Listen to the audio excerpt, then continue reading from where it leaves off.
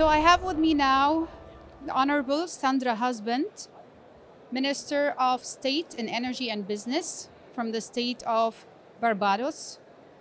Welcome to Abu Dhabi, welcome to ADIPEC. The session we witnessed the role of policy in accelerating the energy transition through technology innovation and low carbon solution. Is technology nowadays playing its role that we need? It definitely is. We have a situation in the world where we're in an energy crisis. How are we going to create new energies, and how are we going to transform existing ones that it can continue to serve the needs of a growing world population? And the only way that we can get there is through innovation in our technology. That's why I truly appreciated what I was able to see here in Abu Dhabi. I was very impressed at the awards last night of the engineers that were honored for the new innovations that they're bringing on stream to be able to advance our capacity to transform existing technologies and to support new ones so that we can build a secure energy future. Now, Barbados wants to be a part of this new transition. And in order for us to do that, we recognize that government has to take the lead in developing the necessary policy positions to create the environment in which the transition will take place. And so we have designed the Barbados National Energy Policy to do just that for Barbadians. And we have three objectives. One is to be able to create the environment for the mobilization of the new technologies, whether it's wind, biomass, solar, hydrogen, whatever are those technologies that we need. So we've put things in place to support that. And then secondly, we have looked at local content in creating an authority that will allow our domestic citizens to engage the new energy revolution and to be able to partner with foreign investments so that we can be a part of whatever prosperity can emerge from out of the new energy sector. And so there is a lot of transformation that is happening in Barbados to make ourselves ready to participate. Tell me more about the FDI in the sector in Barbados. What is the government doing to attract it? Well, what we had recently within the region were a number of investment conferences where we had an energy investment conference, and we just had the Africa Caribbean investment conference in Barbados, and we are identifying ways of mobilizing resources that can allow us now to invest in the energy sector. And that's very exciting and that's very important. Secondly, Barbados has had some data that we had gathered about the potential for hydrocarbons in Barbados because we are part of the ring with Guyana and Suriname that recently found big finds in oil. There was a recent big find in gas just off Trinidad, and we all share maritime boundaries. So a data set that we had received a few years ago had indicated that Barbados had about 33 TCFs, and we think that that is exciting. A second data set is being developed, this now in the 3D area, and we are hoping that there will be very promising results coming from that. So we believe that we have a part that we can play in the transitioning energy of the natural gas and hydrogen. So very exciting. Speaking about the transition, with all what's happening around us, the geopolitics, the economies, where do you see the main challenges are?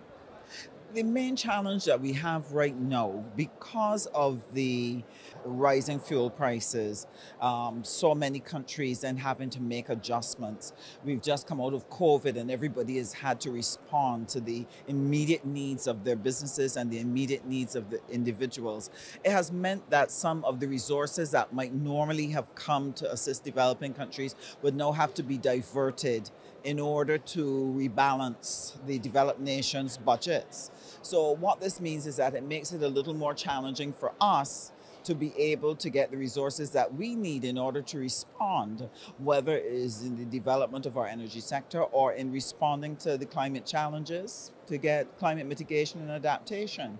You may be aware that our Prime Minister, Mia Mottley, has spoken quite assertively to the world agencies about the need to change the financial architecture that we have in the world so that we can really allow developing countries to be able to find the necessary resources that they can ensure that their citizens can live a decent life. And so we were able to negotiate the SDRs. They're looking at a resilience fund that is to be established. And this is a whole new way of the Bretton Woods institutions looking at financing for developing countries. So we hope that we can benefit significantly from that and will be able to get the opportunity to use resources that can help us do our adaptation and to do our energy transitioning. So it's an exciting time. What would Sandra's advice to the world be? What is the main message you want to send the world from ADIPEC this year? One of the main messages I would like to give to the world is this. COVID was our first class in we have to do this together. That if we pursue a solution that only takes care of us and our country, we put ourselves at risk because we haven't taken care of everyone. That's what COVID was trying to teach us, that the only way to be safe was to ensure everybody had vaccines, everybody had access to the necessary PPE so that we could keep the variants down. We didn't learn that lesson well. Everyone looked after themselves, and the smaller countries and the less developed countries were left pretty much out in the wind and therefore did not get enough. And what we had was a prolonged COVID experience. It is going to be the same thing with energy. Energy sufficiency and energy security is a whole of world solution. We have to sit down and figure out how we're going to do the transition. We have to figure out the mix of the energies that we're going to use and how we're going to manage it so that everyone is able to get into energy. We heard just day before yesterday that over 600 million people have had to turn back to burning wood. That is going to deepen our crisis with climate.